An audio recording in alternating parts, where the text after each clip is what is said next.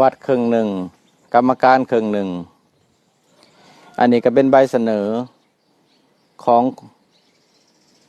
คนกลุ่มหนึ่งในบ้านนั้นเหตุใบเสนอให้แก่พระสงฆ์มาตอนอยากได้สงฆ์ไปอยู่ใหม่ๆก็ดีอยู่ดอกเอาตนญาติโยมเข้าหาครูบาอาจารย์มือ1 2 3เถื่ออยากได้สงฆ์ไปอยู่เมื่อได้สงฆ์ไปอยู่ใหม่แล้วตอนใหม่ๆก็ดีอยู่ตอนใหม่ๆนี่ก็ดีอยู่เอาตนญาติโยมพออยู่ไปปี2 ปีก็เป็นรายต่างอันนี้ก็เป็นใบเสนอนี่เป็นใบเสนอก็ตั้งข้อเสนอกับพระสงฆ์ที่อยู่ในวัดนั่นถ้าเฮ็ดบ่ได้ตามข้อเสนอนี่ก็อยากให้พระสงฆ์นั่นพิจารณาข้อเสนอที่พวกเพิ่นเสนอมาทั้งคนกลุ่มหนึ่งในบ้านนั่นเสนอมาว่าถ้าอยากอยู่นำกันได้ต้องเฮ็ดตามข้อเสนอดังที่เสนอมาถ้าเฮ็ดบ่ได้ก็คือให้พิจารณาข้อเสนอนี่มีอยู่ว่าถ้ามีงานเฮือนดีเงินที่เกิดขึ้นในเฮือนดีนั่นต้องแบ่งให้ภาคส่วนคนกลุ่มนี้นี่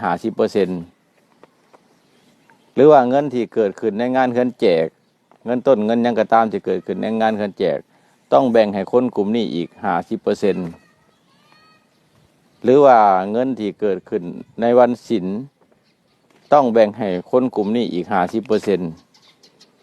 หรือว่าเงินที่เกิดขึ้นเงินสังฆทานต่างๆเงินเฮือนบุญต่างๆก็ตามต้องแบ่งให้คนกลุ่มนี้อีก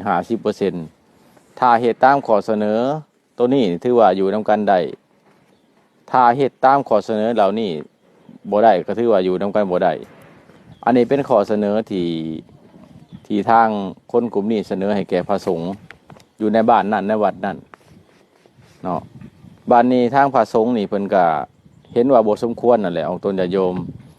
เห็นว่าบ่สมควรการกระทำแบบนี้ถือว่าเห็นว่าบ่สมควรเนาะหรือว่าให้เอาตนญาติโยมออกความคิดความเห็นว่าการกระทำแบบนี้นะเป็นสิ่งที่สมควรหรือบ่นะเอาตนญาติโยมมันเป็นสิ่งที่สมควรหรือบ่อันนี้ก็เป็นใบเสนอที่ทางพระสงฆ์นี่เฮ็ดใบเสนอมานี่ใบเสนอมานี่อาตมาได้อ่านเบิ่งในมื้อนี้นี่อาตมาได้อ่านเบิ่งข้อเสนอถ้าหากเฮ็ดตามข้อเสนอดังนี้ได้ก็ถือว่าอยู่นำกันได้แต่ถ้าหากว่าเฮ็ดตามข้อเสนอเหล่านี้บ่ได้ถือว่าให้พระสงฆ์นั้นพิจารณาแต่พระสงฆ์นี่ก็เห็นว่ามันบ่สมควรนั่นแหละเอาตนญาติโยมเพิ่นก็เลยเฮ็ดใบเสนอนี่ออกมาเฮ็ดใบเสนอนี่ออกมาหาคณะครูบาอาจารย์เพื่อจะให้ลงไปชี้แจงและแก้ไขทำความเข้าใจกับคนกลุ่มนี้นี่กับทำความเข้าใจกับคนกลุ่มนี้แต่ว่าทางพระสงฆ์นี่คือว่าเห็นว่าบ่สมควรเลยการกระทำเหล่านี้ข้อเสนอเหล่านี้เห็นว่ามันบ่ถูกต้องเนาะมันบ่สอดคล้องกับด้านบ่สอดคล้องกับระเบียบการหน้าที่เฮ็ดระเบียบการที่วางออกมาเนาะระเบียบการที่วางออกมาตามธรรมนูญปกครองสงฆ์กับบ่ตรงกับธรรมนูญปกครองสงฆ์ข้อเสนอเหล่านี้ถือว่าเป็นการที่บ่ถูกต้องตามระเบียบการและธรรมนูญปกครองสงฆ์นะของตนญาติโยมดังนั้นพระสงฆ์จึงเฮ็ดข้อเสนอนี้ขึ้นมาเพื่อจะให้ทางคณะครูบาอาจารย์และก็ภาคส่วนที่เกี่ยวข้องนี่ไปชี้แจงให้แก่คนกลุ่มนี้ฟังเนาะให้แก่คนกลุ่มนี้ฟังและออกตนญาติโยมมีความคิดเห็นจังใดกับเรื่องนี้นะมีความคิดเห็นกับจังใดกับเรื่องนี้ว่าการข้อเสนอเหล่านี้สมควรหรือบ่เนาะอยากให้ออกตนญาติโยมมีส่วนออกความคิดความเห็นใดอันนี้